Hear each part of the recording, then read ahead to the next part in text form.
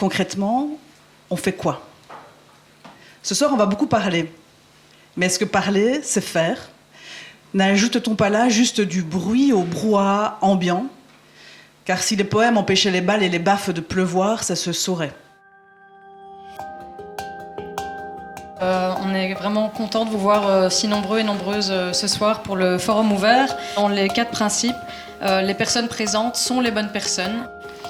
Ensuite, ça commence quand ça commence. Et ce qui arrive est ce qui devait arriver. Le vrai danger aujourd'hui, c'est pas la divergence d'opinion, c'est la difficulté d'en débattre. La société se fracture alors, les communications n'ont plus lieu par des mots, mais par ce qu'on appelle des passages à l'acte, le boycott, le repli. En multipliant les options, on sort d'une forme pathogène d'opposition clivante qui ne provoque aucun progrès. Notre conviction est que le format même du forum porte un message. Eclosio, l'ONG de l'Université de Liège, a travaillé en étroite collaboration avec le monde associatif et le monde académique dans le but de se rassembler et de créer des ponts pour proposer des contre-pouvoirs efficients face à la montée de l'extrême droite ou du populisme. Ne vous y trompez pas. Nos mots ont un pouvoir. Bien qu'invisibles, ils habillent nos idées. Ils sont un bouclier. Ils sont une arme culturelle. Nos mots ont un pouvoir. C'est pour cela que ces arracheurs de dents nous les retirent de la bouche. Nous les voler, c'est comme confisquer notre capacité d'agir. Faire taire, museler, réduire au silence. Gaslighting rhétorique, inversion totale de tout. Vous avez remarqué que depuis quelques années, l'écologie est dite punitive, les écolos bobos, les gauchos islamistes, les fémis nazis, les grévistes preneurs d'otages, les antifas terroristes, les journalistes bolcheviques, les juges injustes, la solidarité un crime et les enfants à trottinette, tous suspects. Voyez, leurs mots à eux sont devenus des réalités, des décrets, des gens derrière des frontières, des jeunes qui sont plus pauvres que leurs parents, des travailleurs qui meurent avant l'âge de la retraite, des femmes qui ont peur, des ados qui angoissent, explosion de la consommation de Xanax. Beaucoup d'énergie, beaucoup d'idées qui fusent, un même constat, c'est très très difficile, on a tous très peur. Et bien justement c'est bien, on a tous très peur et donc on a tous peut-être vraiment plein de choses à envisager, à dire et aussi à rêver. Moi je trouve que ce que je vais retenir c'est surtout l'énergie de groupe et de voir que malgré les différents âges, malgré les différents milieux, etc., on a tous une idée commune et une envie commune de pouvoir changer les choses. Par exemple, qu'à la place d'avoir un service militaire obligatoire, on aurait un service environnemental. Absolument, pourquoi pas. Et ce sera gai, ça, en plus.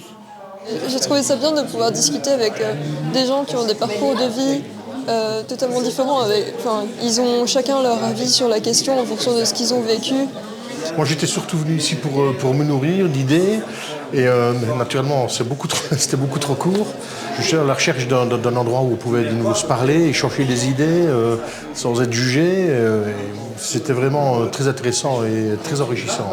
Éclosion, apparition d'une idée ou d'un phénomène perceptible, ouverture d'une brèche dans nos silences, jaillissement sous l'asphalte de mots vivants, vie, sens, corporalité, tissu épithélial, tissu social, faire corps, corps intermédiaire, collectif, forum, rassembler nos corps trop isolés derrière les écrans, questionner la technologie qui nous entoure, refaire lien pour de vrai, faire racine, faire bouture, faire mycélium, faire rhizome.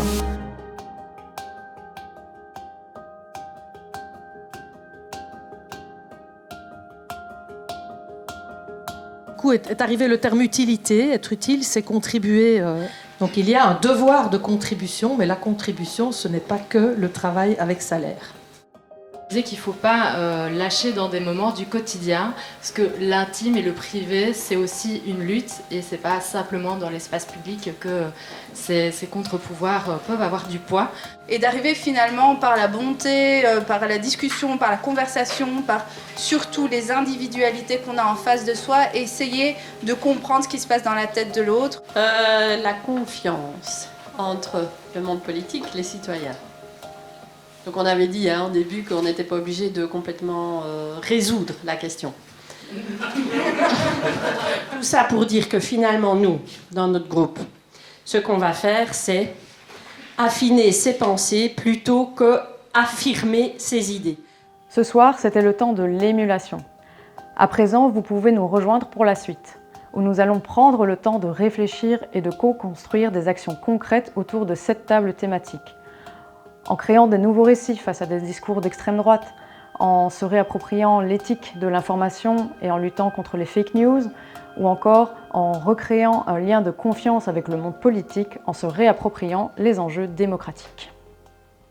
On va creuser, partout, creuser des lignes coupe-feu, comme autant de petits cordons sanitaires autour de leur haine. Nos passaran, résister de 1000 façons, par petits pas, par petites actions, même symboliques. Aider une personne, soutenir publiquement, voter, s'engager, réinvestir l'espace public, déconsommer, décarboner, boycotter, dire non, désobéir, sortir du virtuel, pétitionner, rappeler les faits, les chiffres, la loi, prendre le temps, prendre soin les uns des autres, aimer, partager du contenu positif, voir le beau, marcher, se réunir comme ce soir, faire famille de nos amitiés. Partager un repas, partager un sourire, rire. Croire en la jeunesse du Maroc au Népal, écrire de nouveaux narratifs faits de nos vécus.